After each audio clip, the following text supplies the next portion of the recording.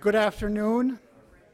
I'm Don Ottenhoff, Executive Director of the Collegeville Institute for Ecumenical and Cultural Research, and it's my pleasure to welcome you all to this afternoon's conversation about religion and higher education. As you may or may not know, the story of higher education in the United States was, until about the beginning of the 20th century, deeply entwined with the story of Protestant religious traditions in this country. Institutions of higher education were religious. Religion wasn't merely confined to one department among many. Harvard University was founded by, who remembers? Eli Yale. No. This should be easy. The Puritans. Yale by Congregationalists. I thought those Puritans had gotten too liberal. Yeah. Johns Hopkins was closely connected with the Quakers. University of Chicago with Baptists. I could go on at length. The loss of the Protestant religious identity of institutions of higher education is a complicated story involving tensions between religion and science and the rise of non-sectarian sentiments among institutional power holders. But in general, the secularization of higher education in the U.S. followed the course of secularization in society to the point where the once strong and specific religious identities of institutions of higher education, those connections disappeared without a trace, except for that chapel that stands somewhere near the center of campus, but whose actual connection with campus life is marginal. Except for the Catholics, at least nominally. Who doesn't know that Notre Dame is a Catholic institution? Loyola, St. John's, the other one, the other St. John's. Names matter, of course, but then there's also Georgetown, Marquette, Fordham. Everyone knows that these are Catholic institutions, everyone who's familiar with higher education. In the last 20 years, however, serious discussions have emerged concerning the degree to which these recognized Roman Catholic schools are, in fact, substantially different from thoroughly secularized, once Protestant schools. And the question is, are they not on the same trajectory followed by the now thoroughly secularized Protestant schools? Here to continue this discussion with us today in a lecture titled Keeping the Catholic in Higher Education, Strategies for Church and Academy, is Reverend Dr. William Graham. Dr. Graham is a priest in the Diocese of Duluth here in Minnesota, holds master's degrees from St. John's, this St. John's, and Notre Dame, and received his doctorate in historical theology from Fordham University. Until recently, he taught theology and was director of the Catholic Studies program at the College of St. Scholastica in Duluth. Dr. Graham is currently a resident scholar here at the Collegeville Institute and faculty resident at St. John's University. Responding to Dr. Graham is William Cahoy, Dean of St. John's School of Theology and Seminary, the school, not incidentally, that makes St. John's University a university. Dean Cahoy is a Johnny, received his PhD in theology from Yale University, and is a founding member of the Rhodes Consultation on Church-Related Colleges. He has taught at St. John's since 1990. So first up will be William Graham and then Dean Cahoy, and after that time we will open the conversation up to a discussion from the floor. So please join me in welcoming William Graham.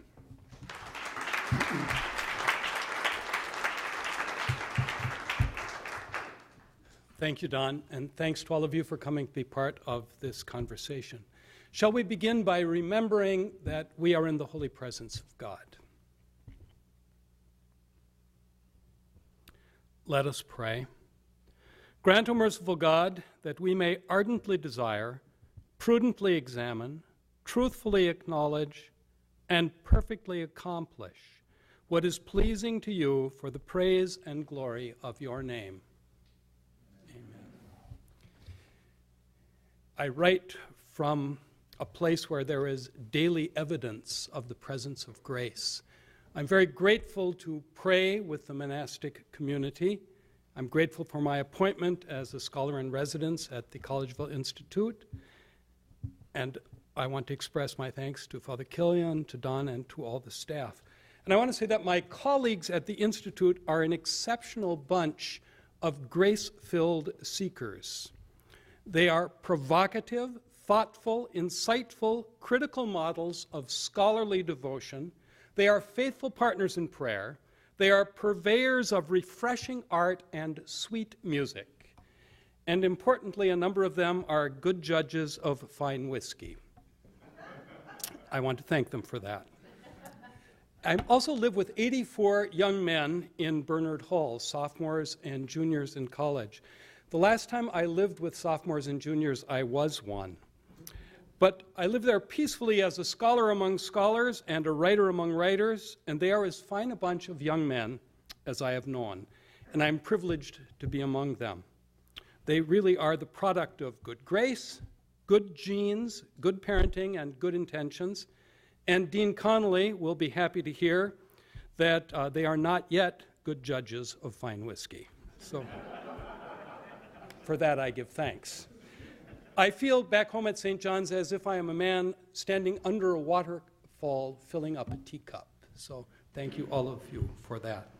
The early readers and the hearers of and the commentators upon this talk will shape the book that is to follow by their thoughtful critiques and helpful questions.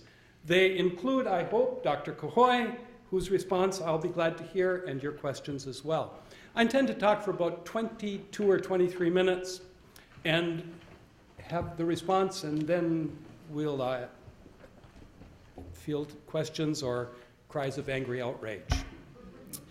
I'm not going to name names, but my idea is to identify issues, because this is less a book about successes or failures of particular places than it is a consideration of the issues that face people of goodwill who are part of the discussion. It's not about the failure of a particular institution or indictment of any of the number of places I have worked or the colleagues that I have had. But it does seek to celebrate particular places, programs, and efforts that are in one way or another exemplary. The point here is not to rule people out of any discussion or as colleagues in our institutions, but rather to be as inclusive as possible, both in the dialogue and in the doing.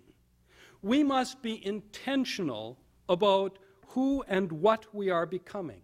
We cannot afford simply to move on incautiously, seeking any revenue stream that will keep a university afloat, even if it means abandoning heritage and mission.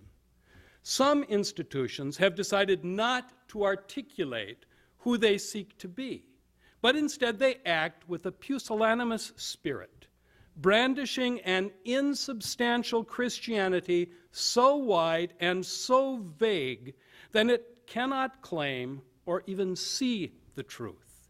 They assert instead what James Burchell calls a fiction of spiritual continuity or a rhetoric of fantasy. That's a pity.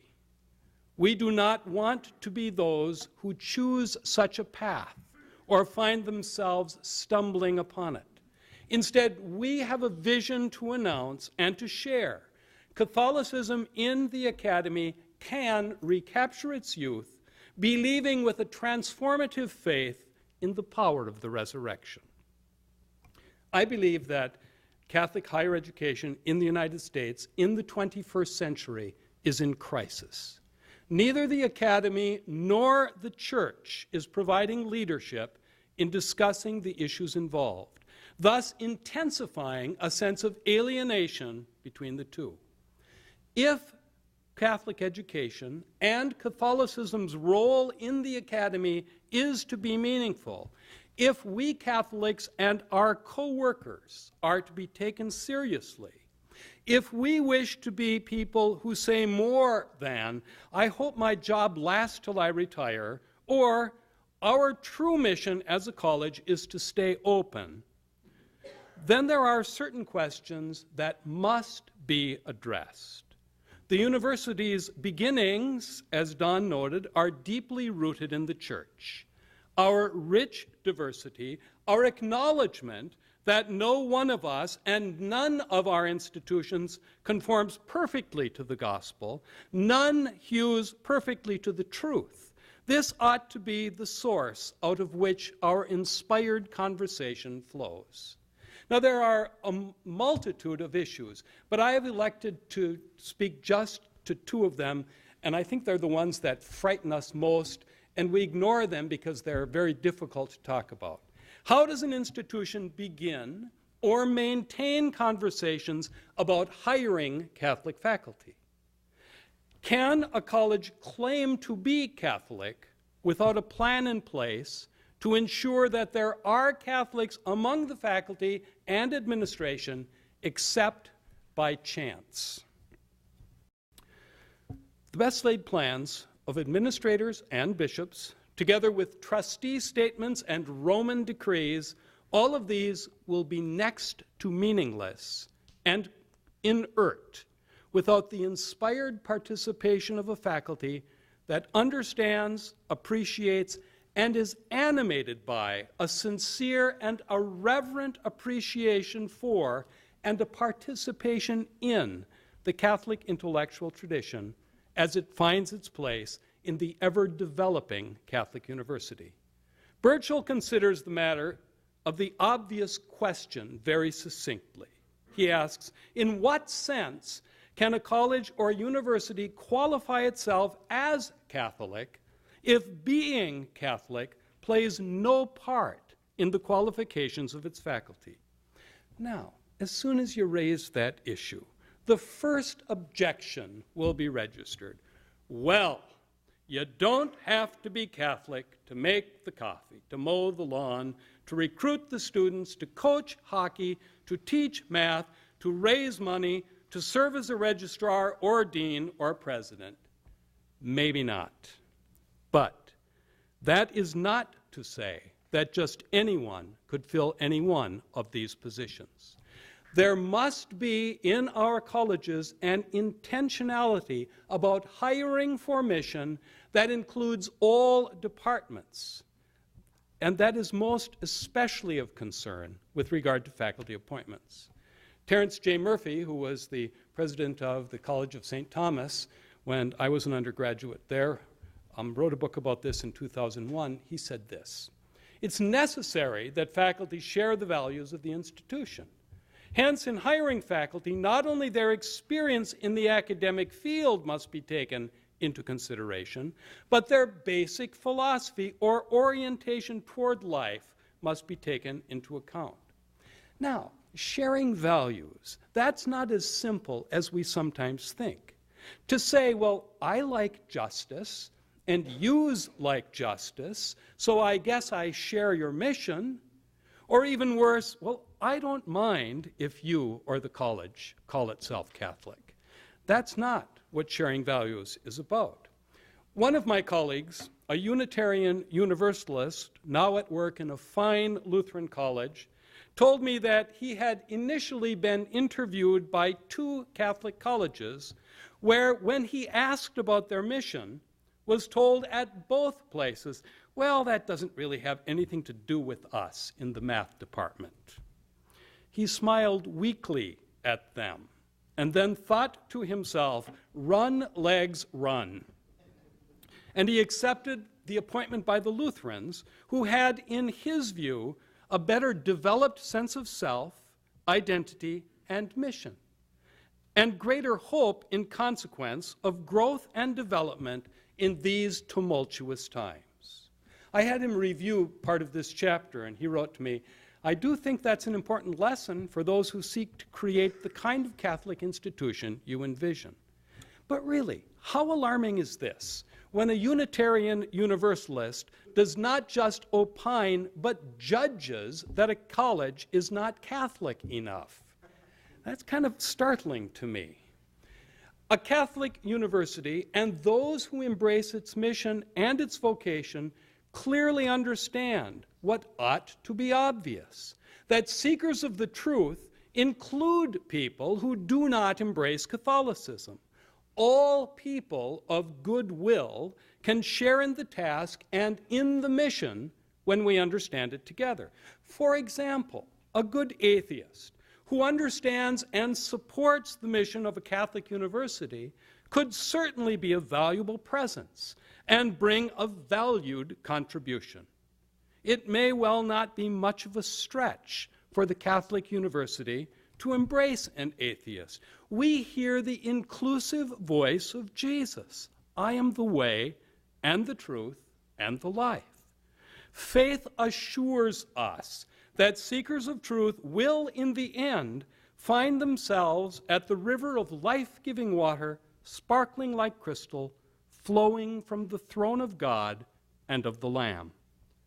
The prayer of the Church supports this confident assertion of what is so obviously true. Seekers all are welcome. Surely they are numbered among the friends of God. But a Catholic faculty must be distinctive. For example, think about a scholar of Irish poetry or literature. In a Catholic university, this person can and ought to bring an ecclesial dimension to that study, which will illuminate the text and the context in a way that another scholar, unfamiliar with the Catholic ethos, may not be able to attempt. I Googled this question. Can one understand Irish literature without understanding the Church? In 0.31 seconds, I had 4,650,000 results. It seems to me that the professor of Irish literature, whether or not she goes weekly to Mass and communion, or even identifies as a Catholic, ought to understand the particular set of circumstances, the ecclesial dimensions, and the sacramental considerations that an informed contextual reading of James Joyce, for example, requires.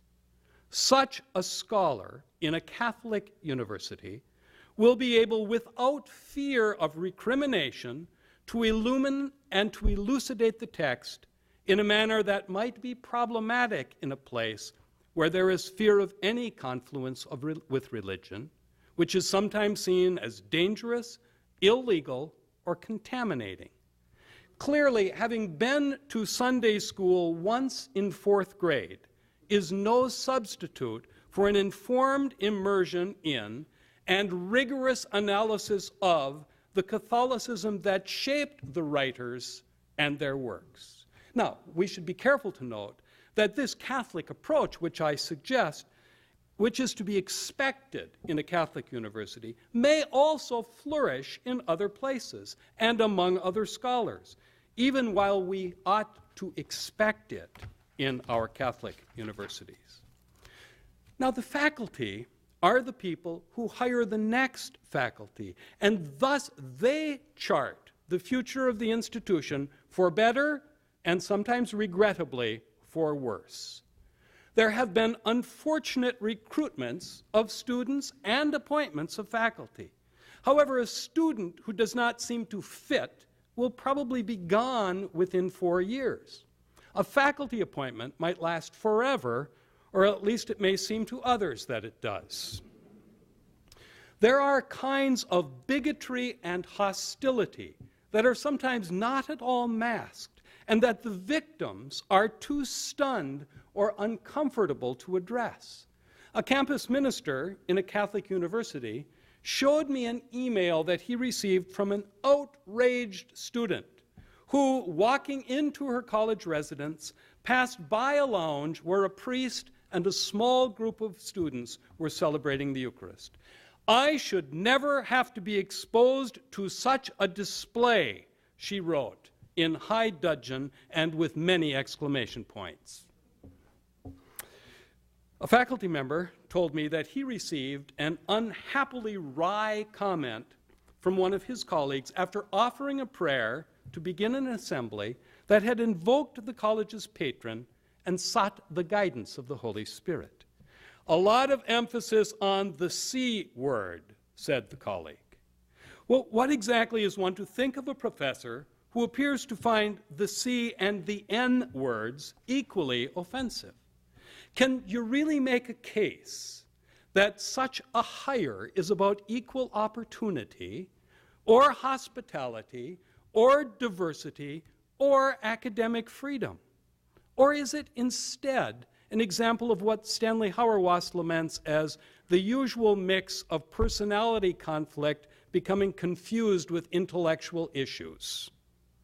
Or is this outrageous person not more a version of the hedonistic and irresponsible liberty of the runaway that St. Augustine laments? And also a very bad decision by a hiring committee that had labored in the darkest obfuscation.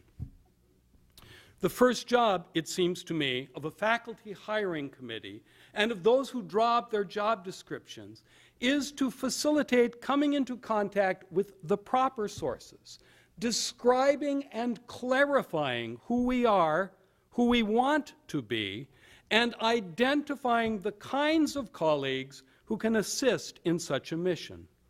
The committee, as they begin, I think, might profitably pray Psalm 104 together, emphasizing verse 33. I will sing to the Lord all my life. I will sing praise to my God while I live.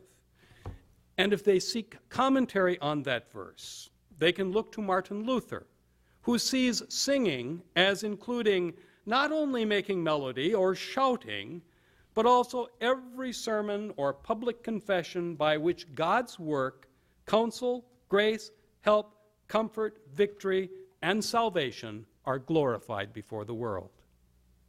Perhaps both the psalmist and Luther give a vision of the Catholic intellectual tradition as it is celebrated in a properly Catholic university. Faith and reason, we are to remember, are allies.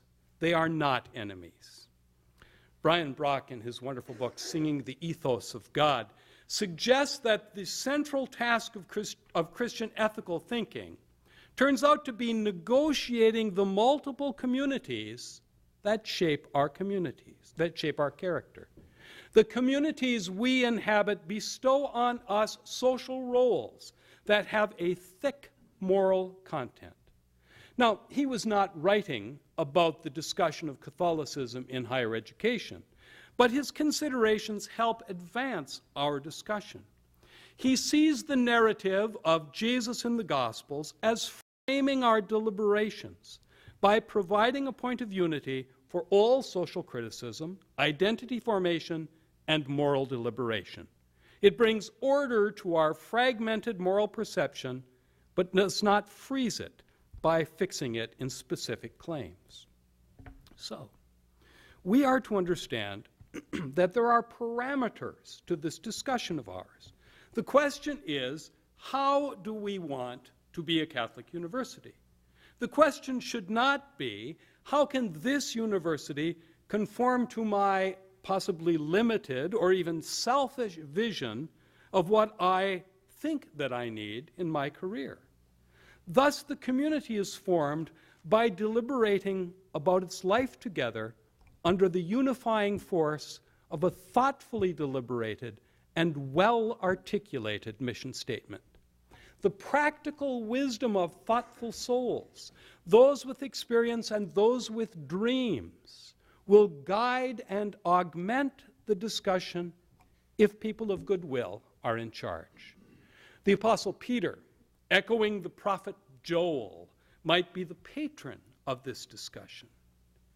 It will come to pass in the last days, God says, that I will pour out a portion of my Spirit upon all flesh.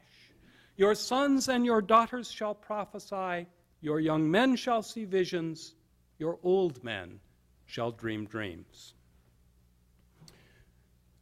There are, however, potholes on the road to glory.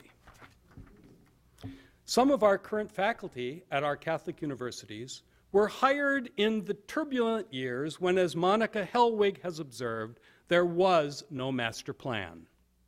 Some are exceptional colleagues. Others were lucky to find and keep jobs.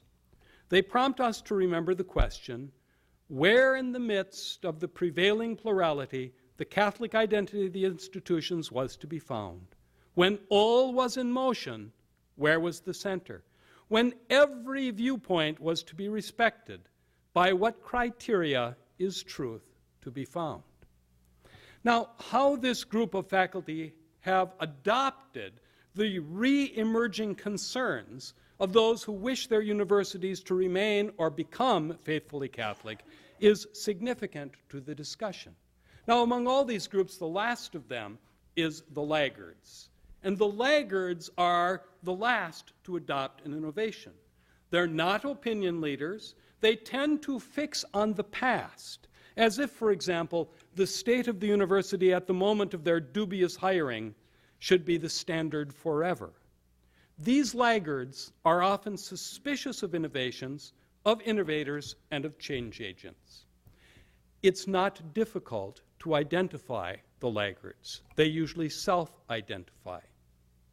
Curiously, included now in the laggards are many of those hired by Catholic colleges in the 1970s who were not the brightest or the best of their doctoral classes.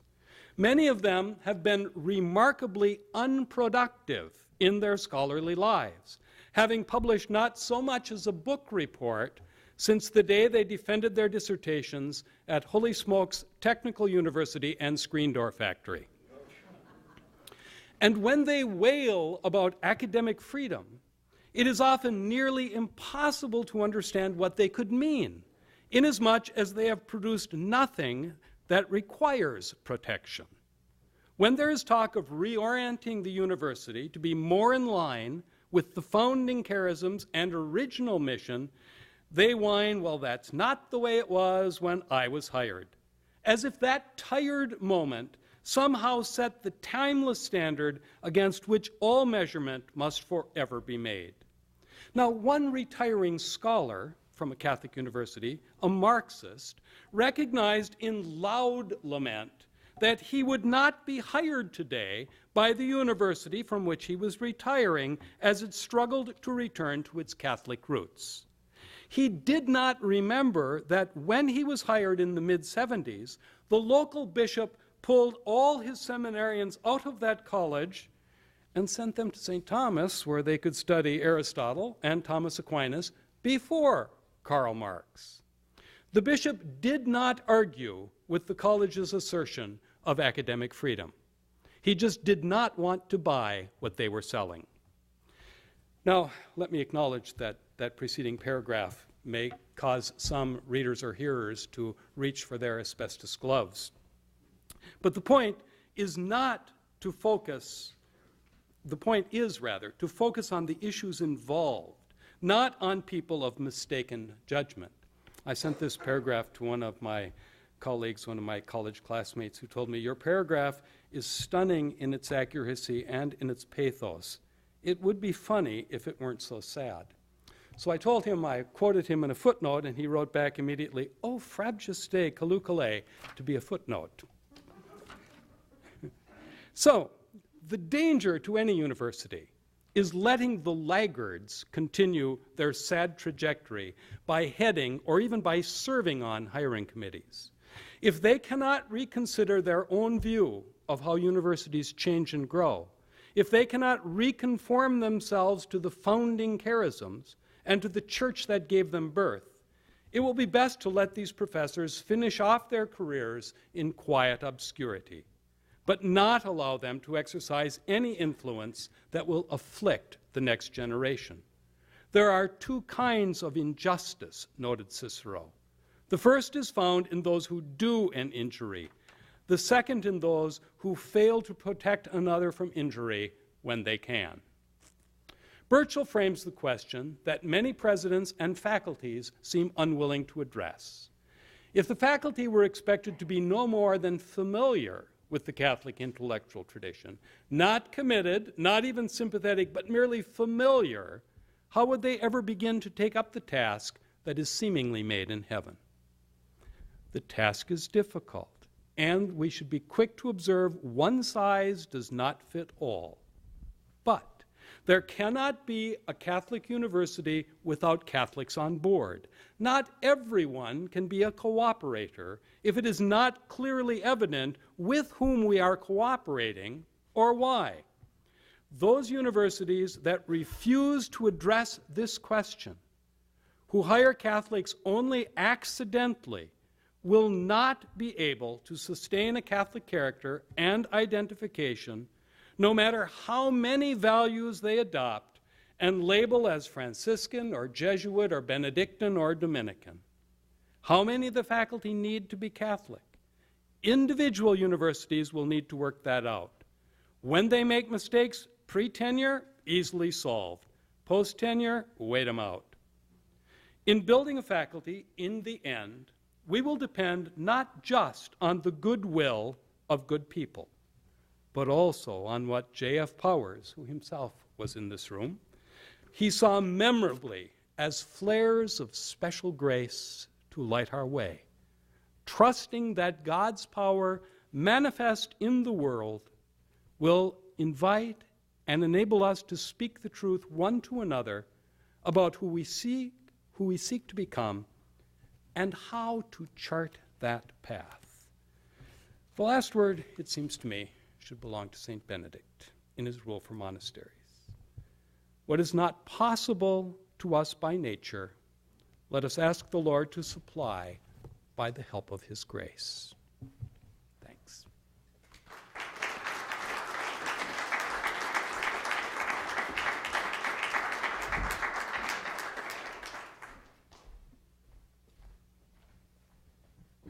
Well, thanks, Bill. It was challenging, lots to think about.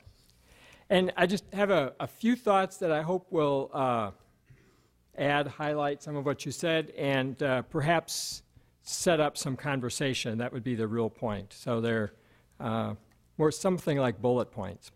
First of all, I think the issue really is identity, as you suggest, which is very significant and a very contentious issue in our world. I mean, whether it be individual identity or institutional identity, national identity, racial identity, we talk about identity politics. Identity is a very conflicted question, and this is what we're dealing with. I really like Bill's point from Brock that this involves negotiating the multiple communities that shape our character.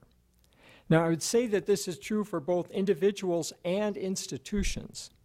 It might be odd to think of an institution having character, but I think that's what we're getting at when we talk of the identity and the mission of an institution. It's character. What is the Catholic identity or character of this set of colleges and universities, or as Bill really drills in, on any particular college and university, because it's probably not always the same. How does this college navigate all the communities of which it is a part? The academy, the church, the wider public, government, etc. Now, in thinking about that, how the college relates to the church, and I'm not thinking here specifically or in a limited way to the Catholic Church, but there are a variety of models for thinking about that identity. Robert Benet, just survey a couple of these. Robert Benet, in his book Quality with Soul, identifies 4 types of church-related colleges: the orthodox, the critical mass, the intentionally pluralist, the accidentally pluralist, which is kind of indistinguishable from any other school. David O'Brien, who's thinking more specifically about the Catholic Church, develops 3 ways of dealing with Catholic identity. He refers to the really Catholic option, something like the University of Steubenville, the messy alternative, just Notre Dame and lots of other schools, and really interestingly, a category he calls paradox, where he uses as his touchstone Brother Dietrich Reinhardt's inaugural address when he became president here at St. John's. And he talks about the challenges of keeping a conversation going even with people you don't agree with. And that challenge has a kind of paradoxical spin to it and is extremely difficult. It sounds easy, but it's really difficult. I don't like to talk to annoying people.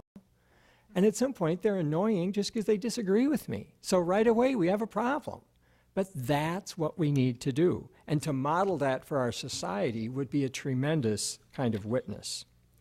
I might add, O'Brien also makes the very helpful observation that how we understand Catholic identity and the relation of the college or university to the church is a function of how we understand the church. I suspect most of us, in thinking about this question, rush right away to the church as institution. And O'Brien reminds us of Avery Dulles' famous book, Models of the Church, in which he identifies different ways of modeling or thinking about the church: institution, mystical body, sacrament, community, herald, servant. Depending upon how you think of the church and that other community, you're going to think of the relation of this college to that church in very different ways. If it's a community of people, it's one thing. If it's an institution with juridical structures, it's another. Also, if we think of the academy as one of the communities we navigate, I'd suggest that how we think of the relationship between university and church, or our church relatedness, is a function ultimately of our epistemology. How do we understand knowing? And if we have a standard Enlightenment understanding of knowing, where knowing is by definition neutral, the idea of a Catholic college is an oxymoron from the start. But if we have a more postmodern epistemology in which all knowing is related to some community, all of a sudden this opens up possibilities for us to think about the idea and the identity and the character of a Catholic institution. So character, how we navigate these communities, is important. The focus on faculty strikes me as extremely appropriate. Now, the faculty, as Bill said, can include all sorts of people. And it is kind of odd to think there's a Catholic mathematics. That's not the point. But in some ways, this faculty issue is really, the third rail of Catholic identity and mission. But it's also, as Bill points out, the crucial point. I mean, if management guru James Collins is correct, that it's all about getting the right people on the bus, this is the critical point. Who do we get on the bus? And it's made all the more critical by the fact that in colleges there's a role for faculty governance, which they aren't simply employees, but they shape the understanding of the mission. They put it into life in the curriculum, in courses, and in hiring. And that's significant. It's a cherished part of what it means to be a faculty member. And also thinking about sort of general management considerations, I would think, are institutional dynamics. It's organizational suicide, it seems to me, for any organization or company to hire people without regard to their mission. No company can survive if they say, yeah, we're going to hire these people, but our mission is to make widgets, but we don't really care if that's important to them. You'll go out of business. This is all the more so at places like ours. Now, religion is a very emotionally laden category, so I'd like to change the category a little and consider what I would argue is structurally the same thing for many colleges, and that's the liberal arts mission. Now, if we think of this as, I want to have the same equation, but define the variables differently. So how do we relate to the liberal arts, and how do we hire faculty for the liberal arts? It's hard for me to imagine a liberal arts college hiring faculty without any attention to their concern for, actually I would say their commitment to, personal commitment to the liberal arts and their value to students and society. We simply would not hire a person who said, I don't really care about that. It doesn't make any sense. And awareness of the liberal arts or familiarity with the liberal arts. Yeah, I know that this is done some places. I'm familiar with this, and I don't have any problem if my colleagues do it. That wouldn't be adequate. Or we may compartmentalize it and say, well, they do that in the English department, but I don't have to think about that. I'm teaching economics. No. we'd say, no, you need to engage this. It's part of what we do here as a community. Everything we do, even in its most technical and esoteric aspects, somehow contributes to, rolls up into that liberal arts mission. And if you can't even think about how that happens, I'm sorry, you're not for us. Maybe for someplace else, but not for us. Now, we could do something similar with gender. Could recount an experience I had there, but I'll let that go. I want to step back a little and make what will be my last point. Historically, there's a twofold rationale for Catholic or other church-related colleges. And it's shaped in particular ways by the experience, at least in the Catholic Church, of being an immigrant community in something of a Catholic ghetto in a not-so-Catholic-friendly context. So the twofold mission. The first, to preserve, pass on, and even contribute to Catholic identity and culture. That's why we start these colleges. This is especially important when we're kind of a ghetto community. We want to keep that identity alive. Second is to equip students to be successful in the dominant mainstream culture. Now, these missions sort of move in opposite directions. And in fact, as institutions like ours became more successful at the second part, equipping people for participation, we were often less successful at the first, preserving the distinctive culture. The children of those who made it, economically and socially, often did not go back to the Catholic colleges their parents went to, but went to other colleges that had higher social status.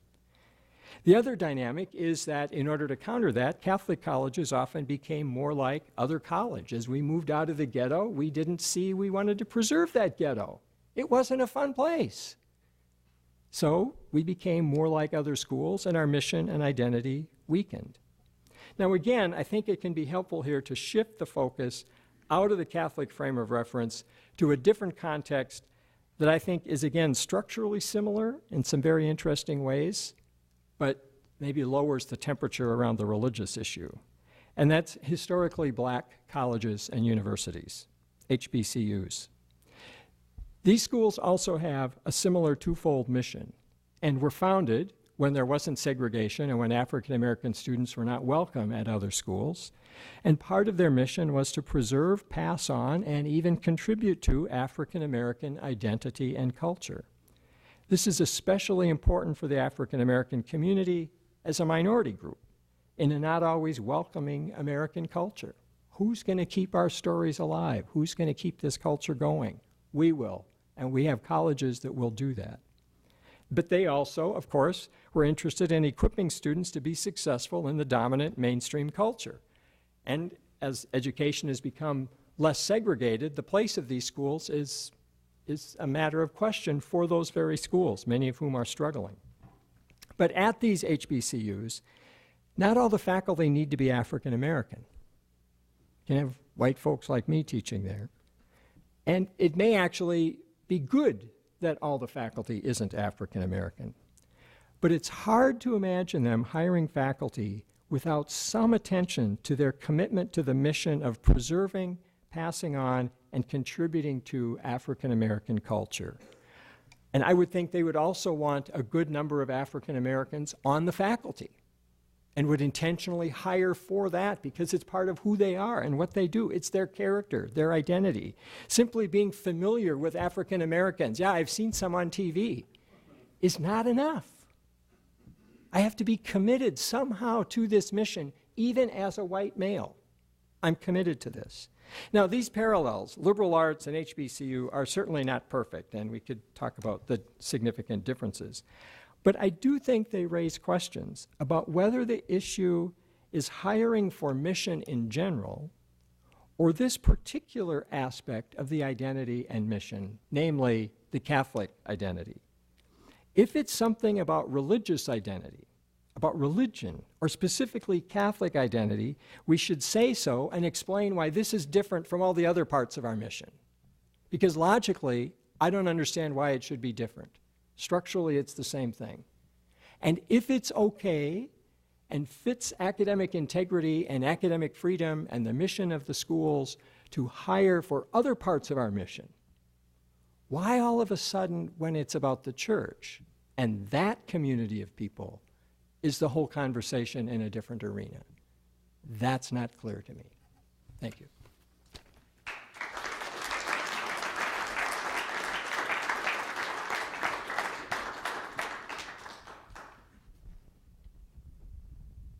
I'd like to have his notes. So, it's time for questions. We've made it a little bit difficult for you, so you really have to want to ask a question, because we have two microphones here.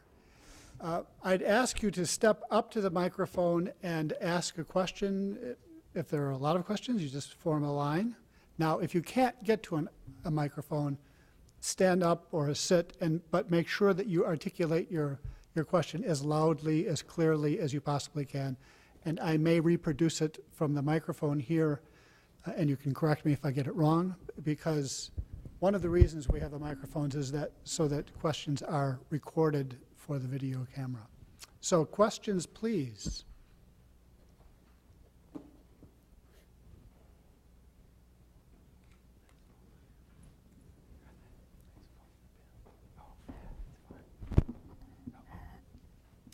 Well, I want to raise the issue of academic freedom, and just wondering if academic freedom is antithetical to the mission of a Catholic college or university. And I'm thinking about my own background in a Reformed college. And at this particular Reformed college, and I think in the Reformed tradition in general, they didn't have academic freedom so much in mind. They were presenting themselves as a particular view. It was called the Reformed worldview. This was something that was all throughout the literature, advertising the college. And so they were very clear that we're looking for people who espouse a particular approach to their subject, who espouse a particular approach to life. And so I'm wondering, the value of academic freedom, which seems to be something that's held dear at Catholic universities and colleges, how that coincides with hiring for mission. I think that one of the things that Catholic universities do very well is protect and promote academic freedom. Our relaxed approach to it, it seems to me, is rooted in the gospel, with Jesus saying, "I'm the way, the truth, the life." So any search for the truth is welcomed at Catholic colleges and universities, and even if it leads us to a place where, well, we discover it's a dead end or someplace we don't want to be, just the search itself is holy. We know this is true because our first catechism is the Church's prayer book. And in the Eucharistic prayer, we pray for all of those who seek with a sincere heart. So all seekers are welcome. Academic freedom is always protected. I imagine there would be some projects that would not be acceptable in a Catholic university, and this would be because they didn't share the underlying respect for all of life. For example, fetal stem cell research, or vivisection, or something that did not begin with a respect for life would not be part of a Catholic university. But I can't think, perhaps you can, of something else that would not be welcome. But I think Catholic universities do this as well, or perhaps better than other places. Yeah, it's always a fascinating question. I think in some ways it's embedded in the bigger question about the relationship between commitment and freedom, which culturally we take as antithetical. So that as soon as I make a commitment, it's like understanding of freedom is keep all my options open. As soon as I pick one, I've lost my freedom. Well, that's an odd way to think of freedom. So I think part of it culturally, we're weak on thinking of how commitment, i.e. Catholic identity, and freedom can come together in a healthy life. So I think that's a bigger question for it. Otherwise, yeah, I think the pursuit of truth, I think of Thomas Aquinas, who was fearless in his pursuit of truth and welcomed all these arguments. Now, sadly, we do have, we've got that darn Galileo thing out there. We can't pretend that didn't happen. So that wasn't at a university. But I mean, there are ways in which the institutional church with its juridical structures has made efforts to squelch certain conversations. That's just undeniable. But again, this is partly where thinking about how do we imagine the relationship to the church. Interestingly, from what I've been able to figure out, and this is another historian cited this, but the first instance anybody has found of the use of the category of academic freedom was by Pope Honorius III in 1220, in which he was defending academic freedom for the faculty at the University of Bologna against the city, which wanted the faculty to take a loyalty oath to the city. So the whole idea of the political pressures from communities at large limiting academic freedom, it's something definitely we need to think about, but I don't think it's an inherent given that we are afraid of freedom.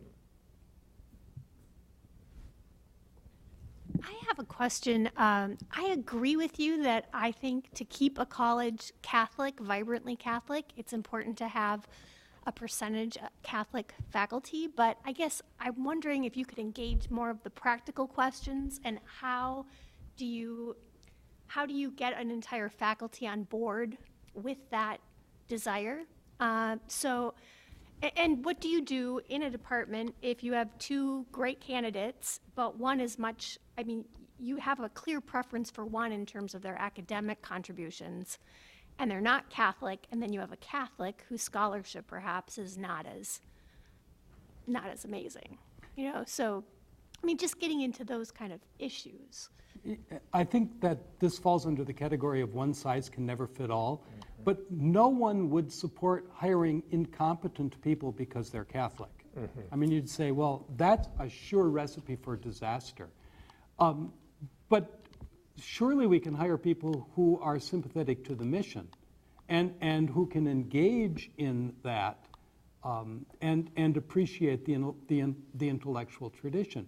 I mean, there are some folks that, you know, perhaps, you know, I would not want to teach at a college where you had to take a, you know, an oath against whatever they have to take at Wheaton. I just don't want to do that. It used to, yeah. You'd say, well, you know, there are some places where some academics just don't belong.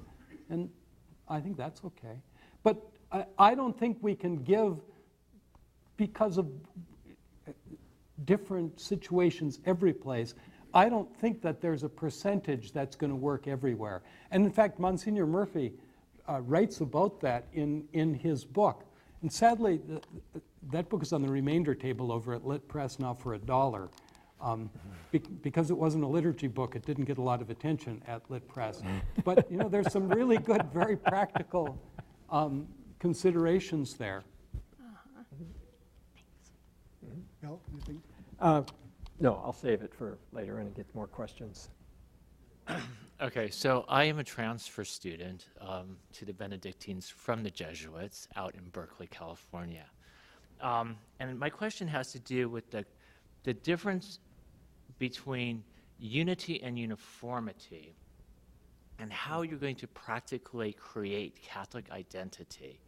When I was at the Jesuit school in Berkeley, we learned we learned something about the structures of governance of Catholic institutions. Catholic institutions in the United States, particularly Jesuit institutions, are no longer controlled by the Catholic Church. Those outside the United States, particularly in Europe, are. And a lot of this has to do with negotiations that were made back in the 1960s to receive government funding. So with the idea that when you have negotiated history and that this becomes irrevocable, which is something that Karl Rahner speaks of in his essay on the theology of power, how are you going to create, it sounds very willful, it sounds very idealistic, but in terms of practically organizing this in a way that promotes some form of unity without uniformity, and how you nuance that, I think, is something that hasn't really been spoken to. And only as a caveat, yeah, we are celebrating obviously Vatican II, right? We're in the process of it. But from September 1st of 1910 up until, I believe it was June or July of 1967, everybody had to take an oath, an anti-modernist oath. So Wheaton may have an oath that we may all poo-poo, which is fine, but our church history, our church's educational history has precedents that I think need to be, seriously addressed. So. Well, I think the anti-modernist oath was for priests, right? Well, so I would have been safe. But yeah. But just a couple things. I think the unity-uniformity issue is very significant. And what Bill was saying about the one-size-fits-all. On the practical level, and this goes back to Jennifer's question too a little bit, I worked with a school once for a number of years that I thought had a very interesting approach to this. So one thing they did in the hiring process, when you got down to like the final 10 or whatever, the group before you bring people to campus, everybody would be asked to write 3 brief essays, a page or 2, on topics, one of which was teaching in a liberal arts institution. The other had something to do with your research, how you see your research at a school like this, which is not a research university, most of them with PhDs coming from a research university. And the third was how you see your work here contributing to the mission of the college as a college of the church. So they wrote these essays, they're read, and now I learned about this from the people who got the jobs. So there was, in some ways, the winners, but they also people on the search committees who said that candidates often think there's some kind of a litmus test, and there isn't. They want to see how they engage the question. And then they place that in the context of what they also know about the location of this job. How many other sort of strong church-related folks are there in this particular department where this hire is? And then maybe that makes a difference as to which of these people we select. It's data, it's not decisive, but it's very intentional. And then after the people come, in their first year, they have a whole year-long orientation, culminating in a week in the summer with all the new faculty and other folks who want to come, on faith in the liberal arts, where they can think about this. And they bring people in from the Lutheran, the Reformed, the Catholic tradition, and they do different things. And, well, it was very intentional, not oppressive. These people didn't feel oppressed. It was an opportunity for many of them who had absolutely no church connection whatsoever to understand this part of the identity of the place. But it was intentional. They didn't just hire without regard to this, though it wasn't a litmus test. And then after people were hired, they just didn't throw them in and say, well, you'll figure it out. And I think that's the way in which you can do some practical things to actually build a faculty that cares. We're going to go to Elizabeth and then Dan. I just want to raise a question that both of you kind of alluded to but didn't dwell on, and that is, who controls the word Catholic? You do that, you're a priest. You know, there are a number of Catholic universities in the nation that are quite afraid of that question because a local bishop, a diocesan bishop, could say that a given university could no longer use that descriptive adjective. It's kind of hard to imagine that happening, but that would be his judgment.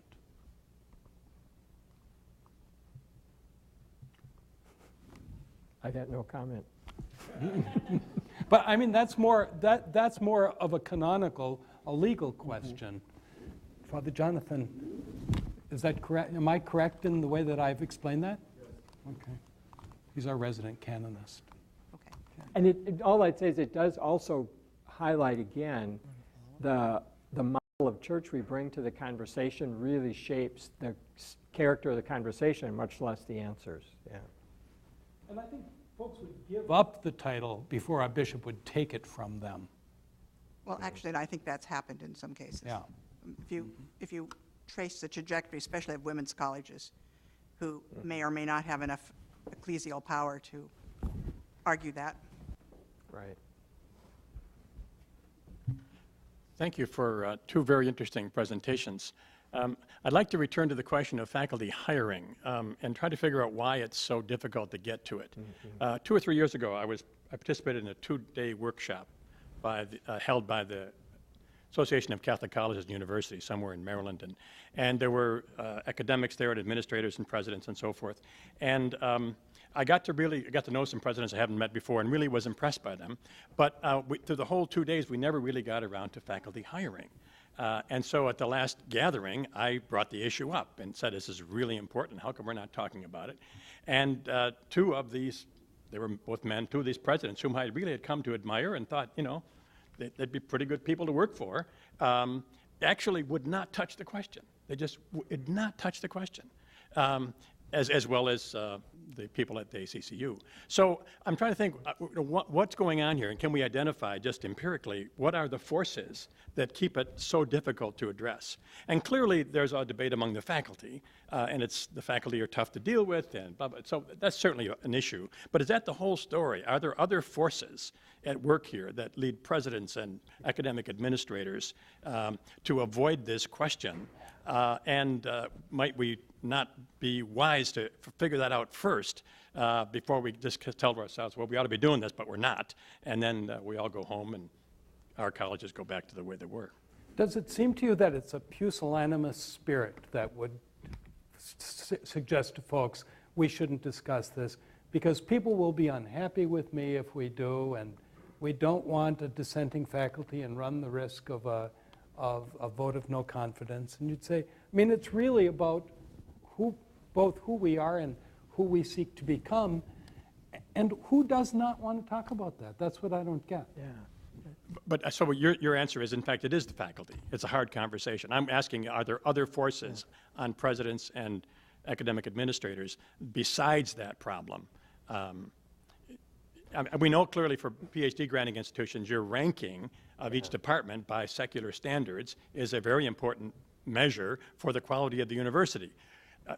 Most colleges and small universities don't face that sort of pressure, but we also have enrollment pressures, right? And presidents have to think all the time about getting enough enrollment and what does it take to do that. And I just think sort of their psychic energy has to go in certain directions. I'm just curious what you people think. Maybe the whole answer is it's simply the difficulty with the faculty. I just wonder if that's really true.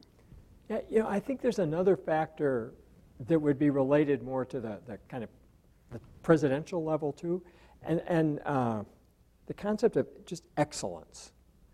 And this is what, when Burchell got started in his whole analysis of these schools, he did this case study of Vanderbilt, and which is scary in lots of ways.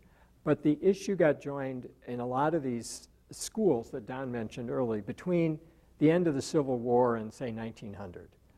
And the issue is excellence, without qualification at the moment, just excellence, and our relationship to the church body, whatever it might be, Methodist, Baptist, doesn't matter.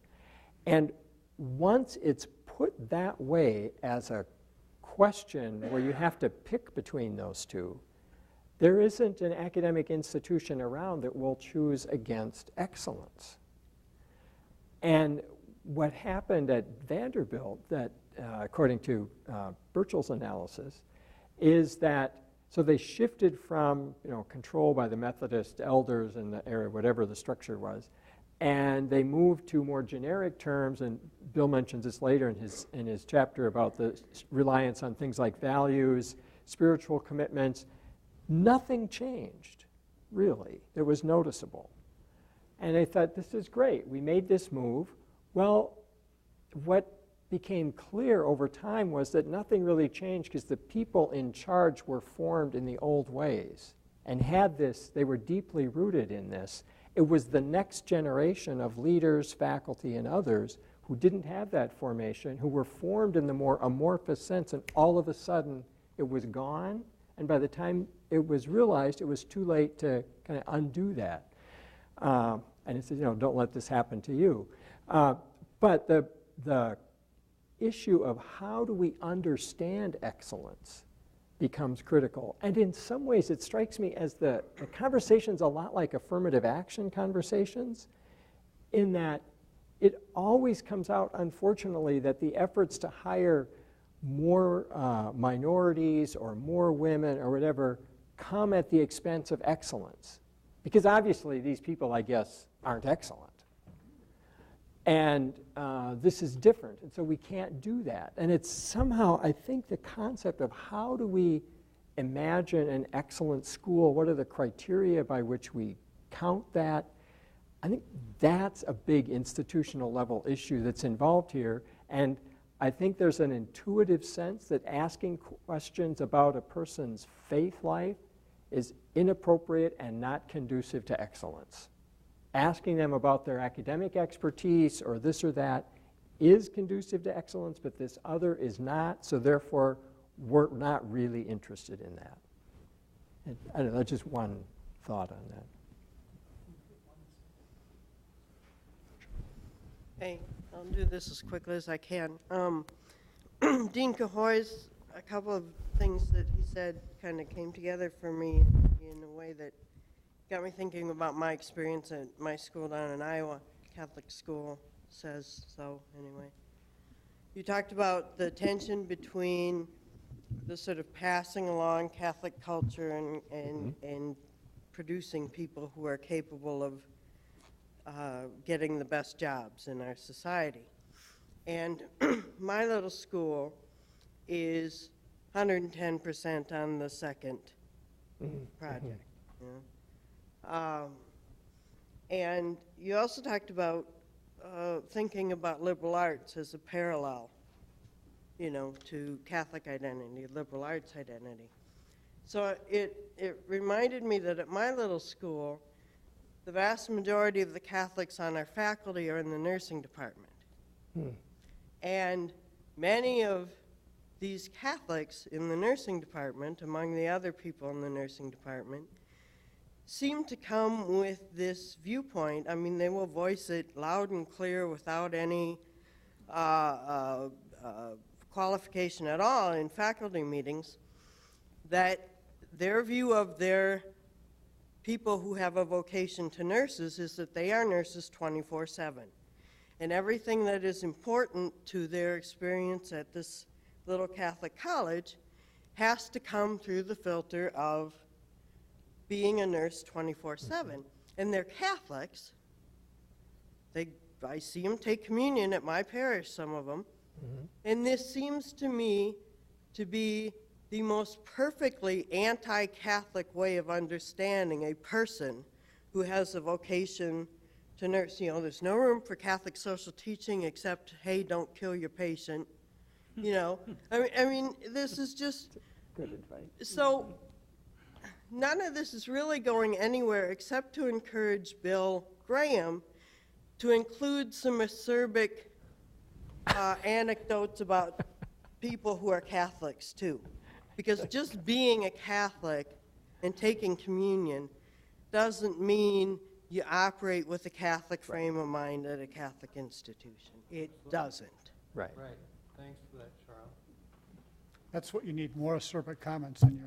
Yeah, right. Father Killian. Uh-oh.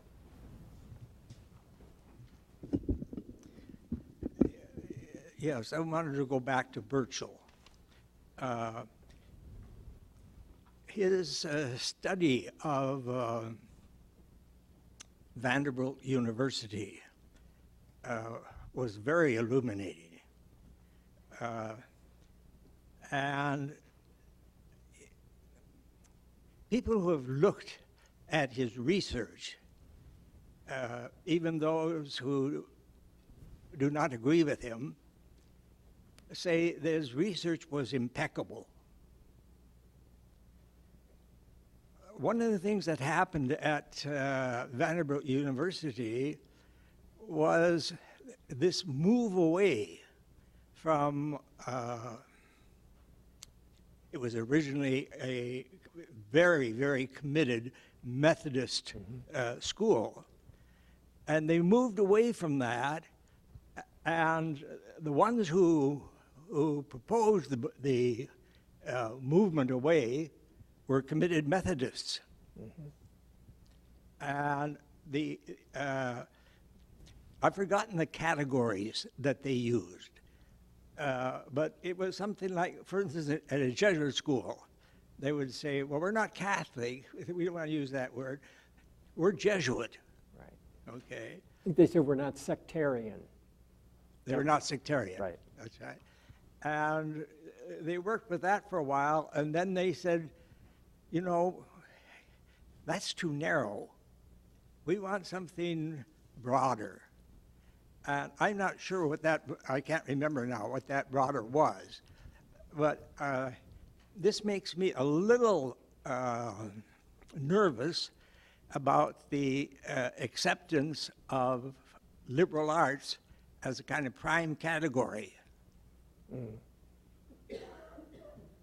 understand it? Yeah, okay. That it kind of took a turn there I didn't expect. I didn't mean to suggest in any way that liberal arts is a prime category that replaces Catholic, but rather structurally, if you talk about liberal arts identity and hiring for that identity, that we seem to say it's okay to do that.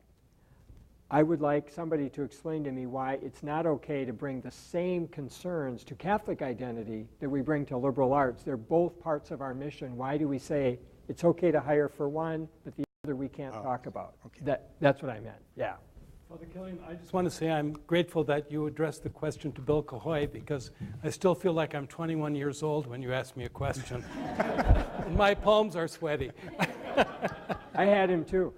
So we have time for one more question. We have someone. Ooh, I don't mean to take the grand finale question, but my question is this: if Catholic universities have, I think I'm going to assume this for this question. If Catholic universities have slipped in their Catholic identity, perhaps since the 60s, perhaps, where are the people going to come from who would know and understand the Catholic way of being and thinking? I mean, if we haven't trained a generation or two, where exactly are these people going to come from? You do that. You know, as a parish priest, I ask that same question, and it frightens me. Do you know that we have a small group of young people who are, I see heads nodding, but I'm having trouble describing, you know, very attentive to Catholic ways of life and to pious acts of prayer. But then so many of the rest of them, I routinely ask the young folks, so did you go to Mass this morning on Sunday? No. Well, of course you're going to Mass at 9 o'clock tonight. And I'm thinking, like when we were, well, we would have never been asked that question, but if we had, you know, it would never have occurred to us to say to a priest, well, no, I'm not going to Mass. You know, so it's pretty scary. I'm glad I'm not king of the forest. It's a great question. Yeah. Not a great answer, though. No, it'd be slow. So we end with a great question. Thank you great. very much for coming out. Thank you to Bill Graham and Bill Cahoy. And we hope that we will continue this conversation in different contexts. Thanks very much.